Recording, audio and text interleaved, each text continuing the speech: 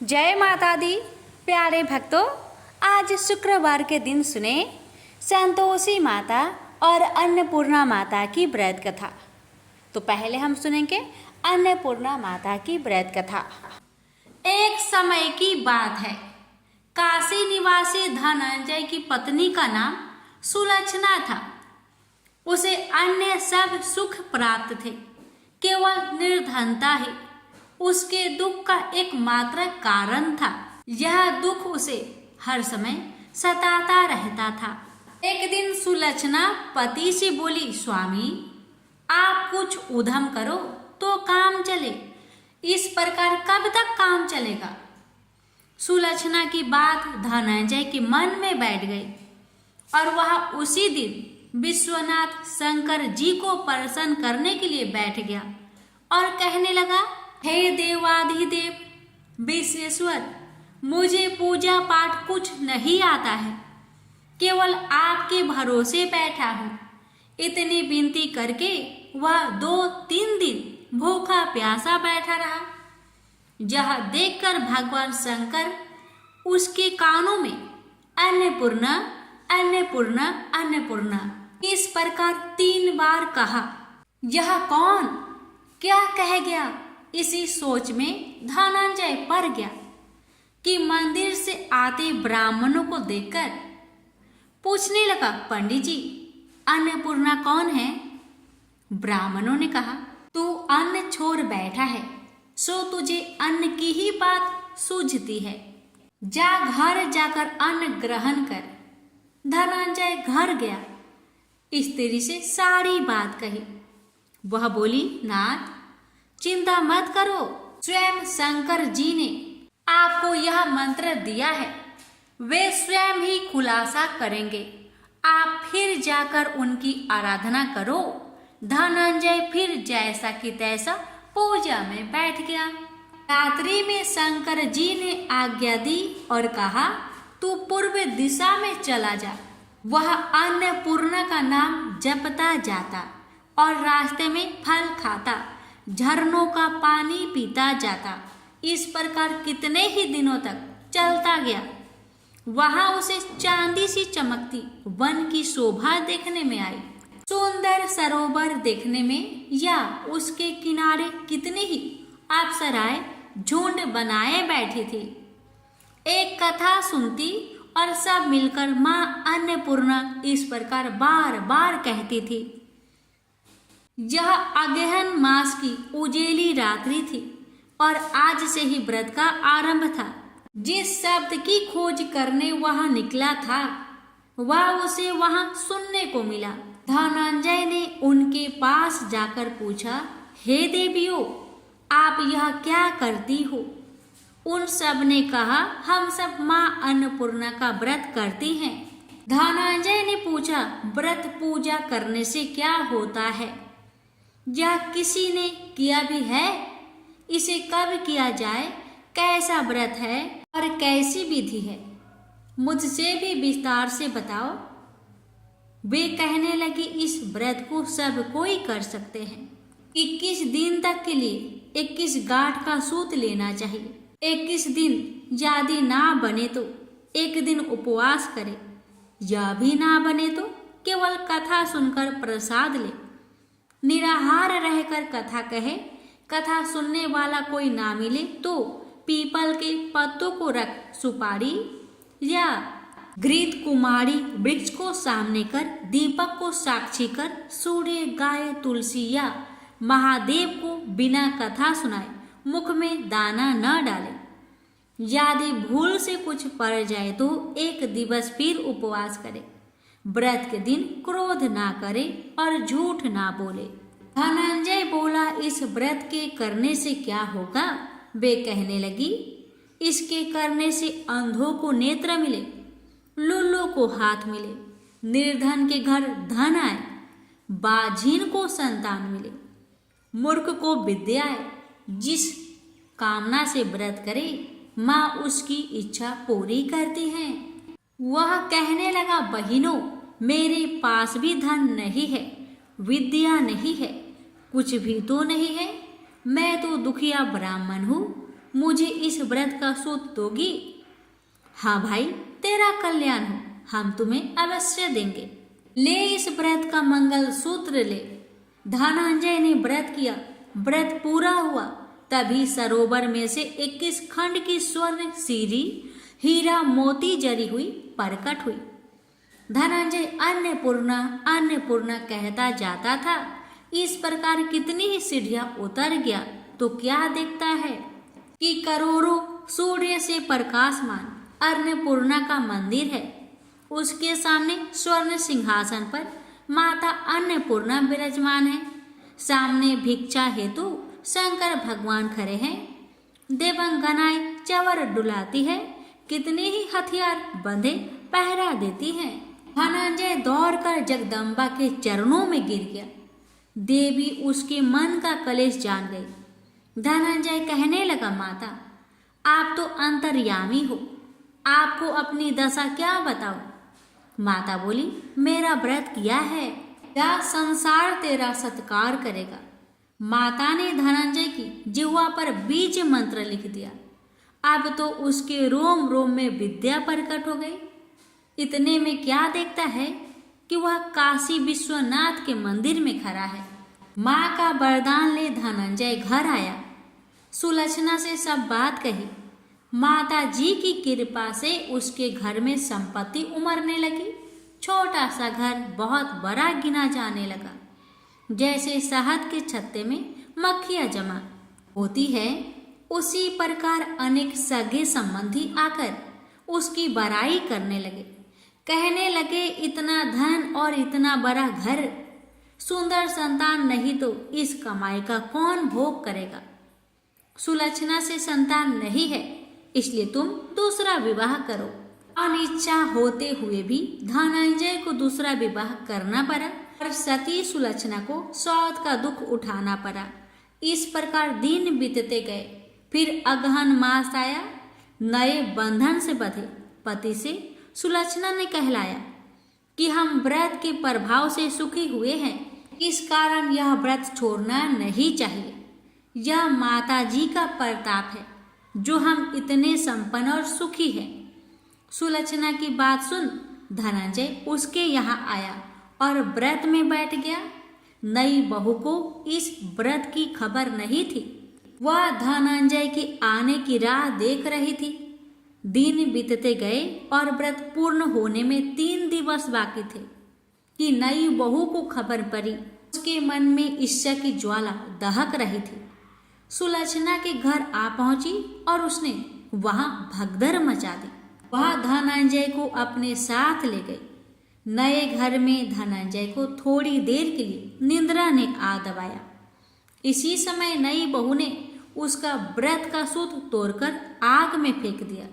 अब तो माता जी का कोप जाग गया।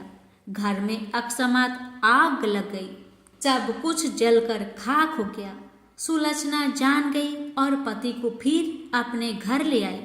नई बहू रूठकर पिता के घर जा बैठी। पति को परमेश्वर मानने वाली सुलक्षणा बोली, नाथ घबराना नहीं, माता जी की कृपा अलौकिक है। पुत्र कुपुत्र हो जाता है पर माता कुमाता नहीं होती। अब आप श्रद्धा और भक्ति से आराधना शुरू करो, वे जरूर हमारा कल्याण करेगी। धनंजय फिर माता के पीछे पड़ गया। फिर वही सरोवर सीढ़ी प्रकट हुई। उसमें माँ अन्नपूर्णा कहकर वह उतर गया। वहां जा माता जी के चरणों में रुदन करने लगा। माता प्रसन्न हो बोली, यह मेरी स्वर्ण की मूर्ति ले, उसकी पूजा करना, तू फिर सुखी हो जाएगा। जा, तुझे मेरा आशीर्वाद है। तेरी स्त्री सुलक्षणा ने श्रद्धा से मेरा व्रत किया है, उसे मैंने पुत्र दिया है। धनंजय ने आंखें खोली तो खुद को काशी विश्वनाथ के मंदिर में खड़ा पाया। वहां से फिर उसी प्रकार घर को आया। इधर सुलक्षणा के दिन चढ़े और महीने पूरे होते ही पुत्र का जन्म हुआ। गांव में आश्चर्य की लहर दौड़ पड़ी। इस प्रकार उसी गांव के निसंतान सेठ के पुत्र होने पर उसने माता अन्नपूर्णा का मंदिर बनवा दिया।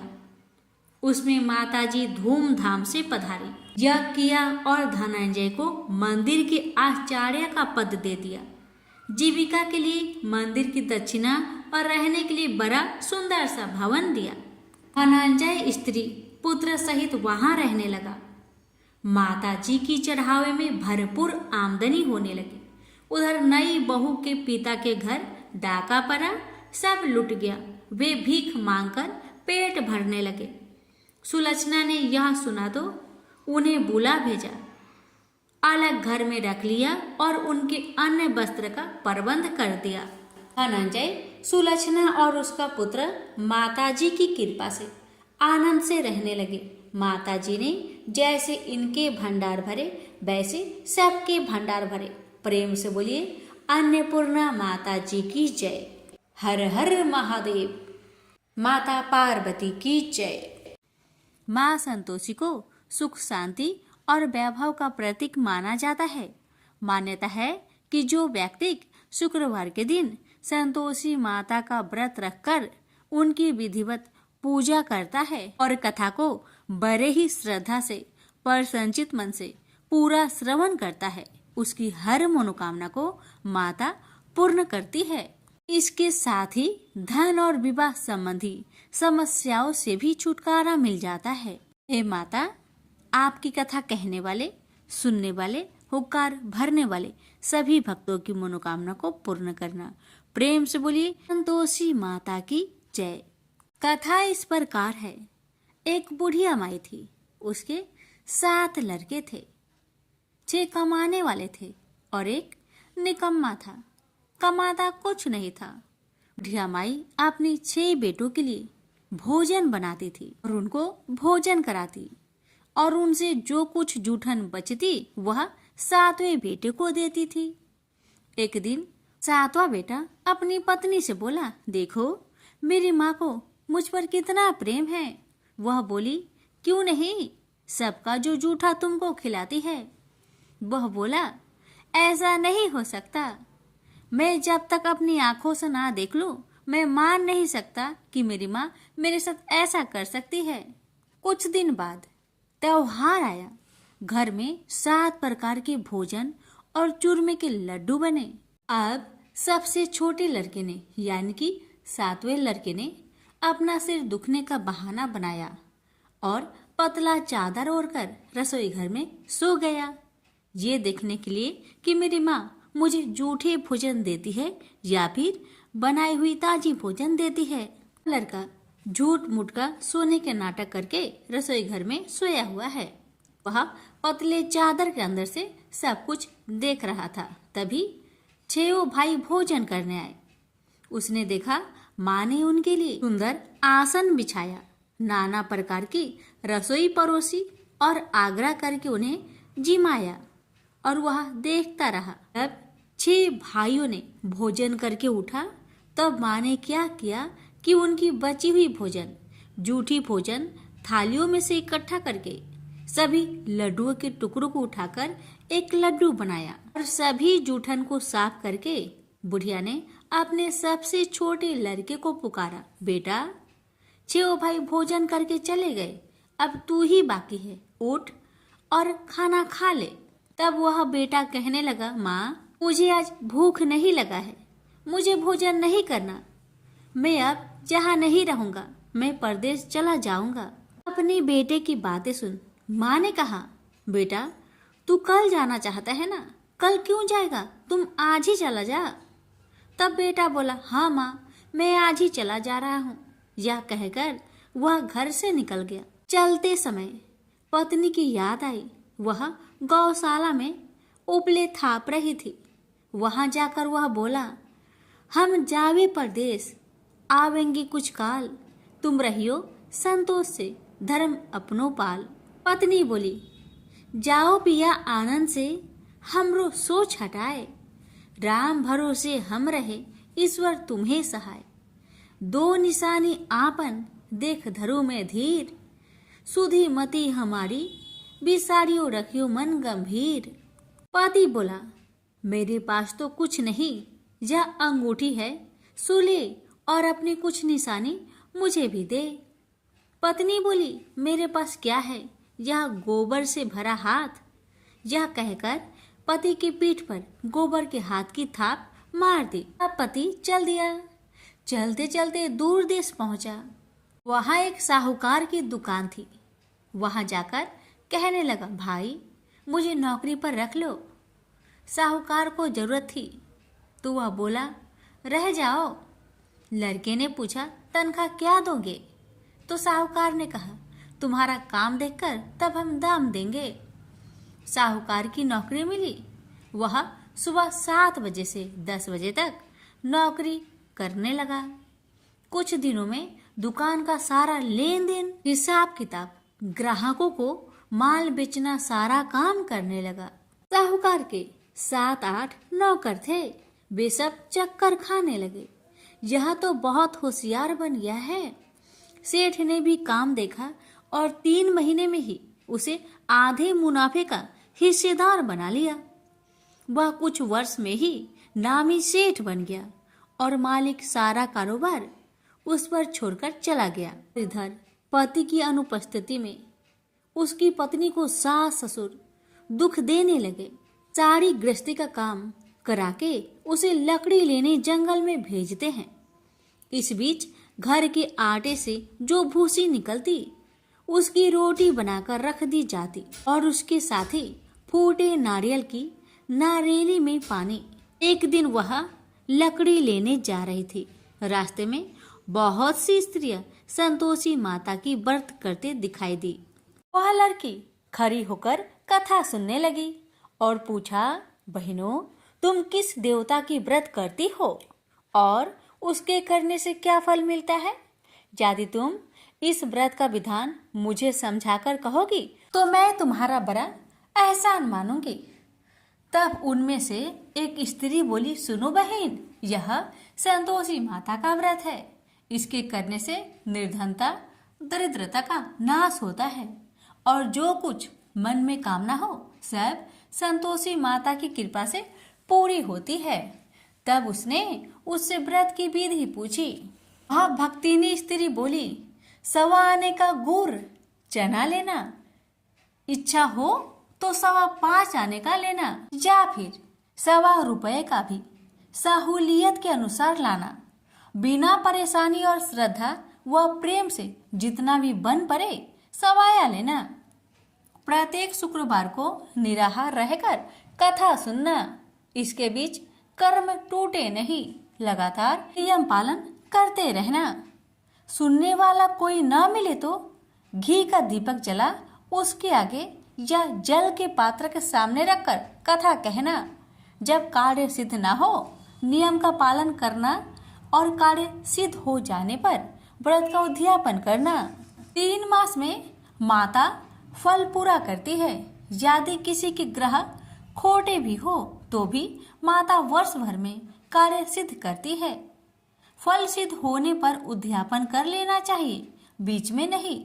उद्यापन में 2.5 सेर आटे का खाजा तथा इसी परिमाण में खीर तथा चने का साग करना। 8 लड़कों को भोजन कराना। जहाँ तक मिले देवर जेठ भाई बंधु के हो, न मिले तो रिश्तेदारों और पास पड़ोसियों को बुलाना। उन्हें भोजन करा, यथाशक्ति दक्षिणा दे। माता का नियम पूरा करना। उस दिन घर में खटाई न खाना। यह सुन बुढ़िया माई के लड़के की बहू चल दी। रास्ते में लकड़ी की बोझ को बेच दिया और उन पैसों से गुड़ चना ले माता की व्रत की तैयारी कर आगे चली और सामने मंदिर देखकर पूछने लगी, यह मंदिर किसका है? सब कहने लगे, संतोषी माता का मंदिर है। यह सुनकर माता के मंदिर में जाकर चरणों में लौटने लगी। दीन हो विनती करने लगी, माँ मैं निपट अज्ञानी हूँ, व्रत के कुछ भी नियम नहीं जानती, मैं दुखी हूँ। हे माँ जगत जननी मेरा दुख दूर कर, मैं तेरी शरण में आई हूँ। माता को दया आई। एक शुक्रवार बीता कि दूसरे को उसके पति का पत्र आया और तीसरे शुक्रवार को उसका भेजा हुआ पैसा आ पहुंचा। यह देख जेठ जेठानी मुंह से रोकने लगी। लड़के ताने देने लगे। काकी के पास पत्र आने लगे, रुपया आने लगा। अब तो काकी की खातिर बढ़ेगी। बेचारी सरलता से कहती, भैया कागज आवे रुपया आवे, हम सब के लिए अच्छा है। ऐसा कहकर आंखों में आंसू भरकर संतोषी माता के मंदिर में आ मातेश्वरी के चरण में गिरकर रोने लगी। माँ, मैंने तुमसे पैसा कब मांगा है माँ? मुझे पैसे से क्या काम है माँ? मुझे तो अपने सुहाग से काम है। मैं तो अपनी स्वामी के दर्शन मांगती हूँ माँ। तब माता ने प्रसन्न होकर कहा, जा बेटी, तेरा स्वामी आएगा। यह सुनकर खुशी से बावली होकर घर जा पहुंची, अपना काम काज करने लगी। अब संतोषी माँ विचार करने लगी, इस भोली पुत्री को मैंने कह तो दिया कि तेरा पति आएगा, लेकिन कैसे? वह तो इसे सपने में भी याद नहीं करता। उसे याद दिलाने को मुझे ही जाना पड़ेगा। इस तरह माता जी उस बुढ़िया के बेटे के पास जा सपना में प्रकट हो कहने लगी, साहूकार के बेटे, तुम सो रहा है या जागता है? वह कहने लगा, माता मैं सोता भी नहीं जागता भी नहीं, कहो क्या आज्ञा है? माता कहने लगी, तेरे घर बार कुछ है कि नहीं? वह बोला, मेरे पास सब कुछ है माँ। माँ बाप है, पत्नी है, क्या कमी है माँ? माँ बोली, भोले पुत्र, तेरी पत्नी घोर कष्ट उठा रही है, तेरे माँ बाप उसे परेशान कर रहे हैं, वह तेरे लिए तरस रही है, तू उसकी सुधि ले। वह बोला, हाँ माता जी, यह तो मालूम है, परंतु जाऊं तो कैसे? परदेश की बात है, लेन देन का कोई हिसाब नहीं है, कोई जाने का रास्ता भी नहीं आता, कैसे चला जाऊं? माँ कहने लगी, मेरी बात मान, सवेरे नहा धोकर संतोषी माता का नाम ले, घी का दीपक जला, दंडवत कर दुकान पर बैठ, देखते देखते तेरा सारा लेन देन चुक जाएगा, जमा का माल बिक जाएगा, साज होते होते धन का भारी ढेर लग जाएगा। माता की बात मानकर वह नहा धोकर संतोषी माता को दंडवत घी का दीपक जला। थोड़ी देर में देने वाले रुपए लाने लगे, लेने वाले हिसाब लेने लगे। कोठे में भरे सामान की खरीदारी नगद दाम में दे सौदा करने लगे। शाम तक धन का भारी ढेर लग गया। मन में माता का नाम ले चमत्कार देख प्रसन्न होकर घर ले जाने के वास्ते गहना कपड़ा सामान खरीदने लगा। यह काम से निपट तुरंत घर को रवाना हुआ। उधर उसकी पत्नी जंगल में लकड़ी लेने जाती है। लौटते वक्त माता जी के मंदिर में विश्राम करती है। वह तो उसके प्रतिदिन रुकने का जो स्थान ठहरा। धूल उड़ती देख वह माता से पूछती है, हे माता, यह धूल कैसे उड़ रही है? माता कहती है, हे पुत्री, तेरा पति आ रहा है, अब तू ऐसा कर, लकड़ियों के 3 बोझ बना ले, एक नदी के किनारे रख और दूसरा मेरे मंदिर पर, वह तीसरा अपने सिर पर। तेरे पति को लकड़ियों का गट्टर देख मोह पैदा होगा, वह यहाँ रुकेगा, नाश्ता पानी खाकर माँ से मिलने जाएगा। तब तू लकड़ियों का बोझ उठाकर जाना और चौक में गट्टर डालकर जोर से आवाज देकर कहना, लो सासू जी, लकड़ियों का गट्टर लो, भूसी की रोटी दो, नारियल की खोपरे में पानी दो, आज मेहमान कौन आया है? माता जी बहुत अच्छा कहकर वह प्रसन्न मन से लकड़ियों के 3 गट्टर बनाई, एक नदी के किनारे पर और एक माता जी के मंदिर पर रखा। इतने में मुसाफिर आ पहुंचा।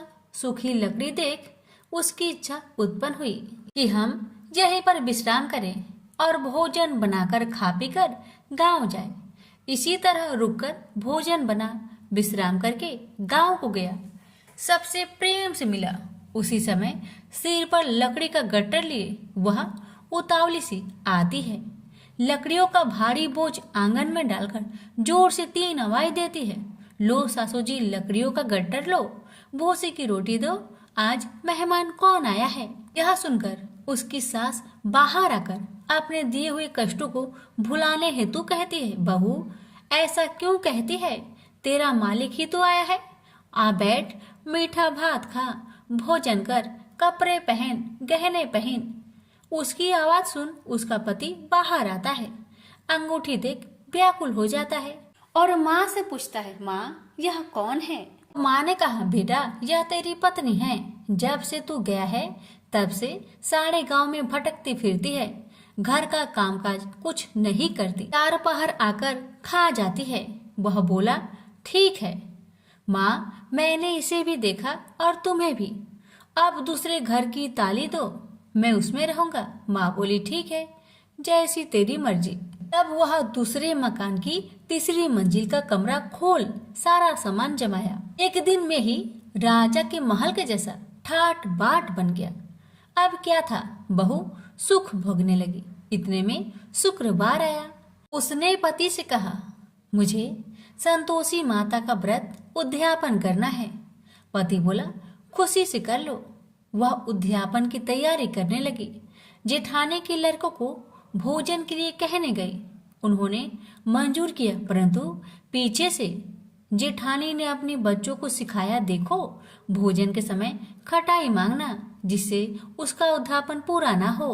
अब तो बच्चे जिमने आए, खीर खाना पेट भर के खाए, परंतु बाद में खाते ही कहने लगे, हमें खटाई दो, खीर खाना हमको नहीं भाता। देखकर अरुचि होती है। वह कहने लगी, भाई खटाई किसी को नहीं दी जाएगी, यह माँ संतोषी का प्रसाद है।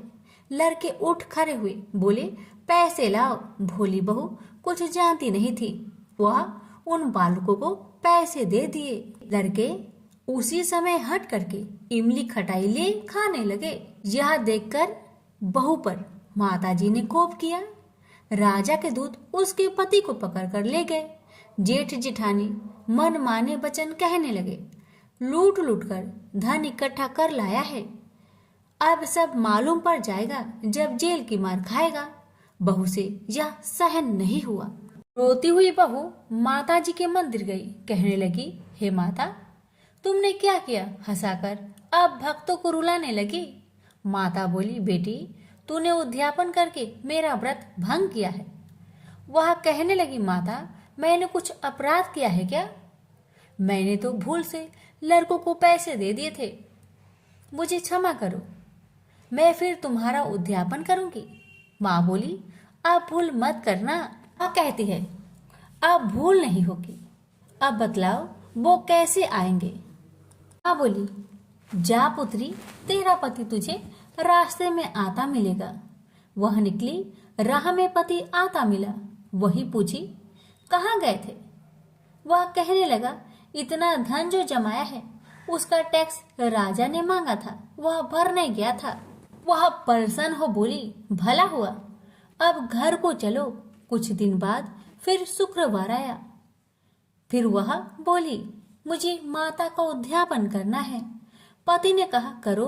पत्नी फिर जेठ के लड़कों को भोजन को कहने गई। ठानी ने एक दो बातें सुनाई। सब लड़कों को सिखाने लगी, तुम सब लोग पहले ही खटाई मांगना। लड़के भोजन से पहले कहने लगे, हमें खीर नहीं खाना, हमारा जी बिगड़ता है, कुछ खटाई खाने को दो।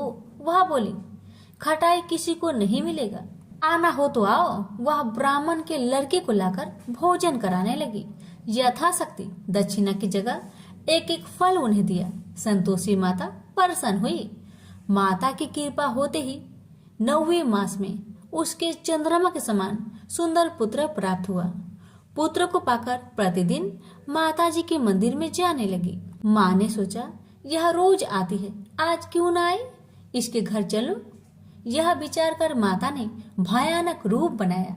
गुड़ चने से सना मुख, ऊपर सूर्य के समान होठ, उस पर मक्खियां भीन भीन कर रही थी। दहली पर पैर रखते ही उसकी सास चिल्लाई, देखो रे देखो, कोई चुड़ैल डाकिन चली आ रही है, लड़कों इसे भगाओ नहीं तो किसी को खा जाएगी। लड़के भागने लगे, चिल्लाकर खिड़की बंद करने लगे। बहू रोशनदान में देख रही थी, प्रसन्नता से पगली बन चिल्लाने लगी, आज मेरी माँ मेरे घर आई है, आज मेरी माता मेरे घर आई है। वह बच्चों को दूध पीने से हटाती थी। इतने में सास का क्रोध फट पड़ा। वह बोली, क्यों उतावली हुई है, बच्चे को पटक दिया। इतने में माँ के प्रताप से लड़के ही लड़के नजर आने लगे। वह बोली, माँ, जिसका मैं व्रत करती हूँ यह वही संतोषी माता है। सबने माता जी के चरण पकड़ लिए और विनती कर कहने लगे, हे माता, हम मूर्ख हैं, अज्ञानी हैं। तुम्हारे व्रत की विधि हम नहीं जानते। व्रत भंग कर हमने बड़ा अपराध किया है। जग माता, आप हमारा अपराध क्षमा करो। इस प्रकार माता प्रसन्न हुई। बहू को प्रसन्न हो जैसा फल दिया वैसा माता सबको दे। जो पढ़े उसका मनोरथ पूर्ण हो, जो सुने उसका भी मनोरथ पूर्ण हो। प्रेम से बोलिए संतोषी माता की जय।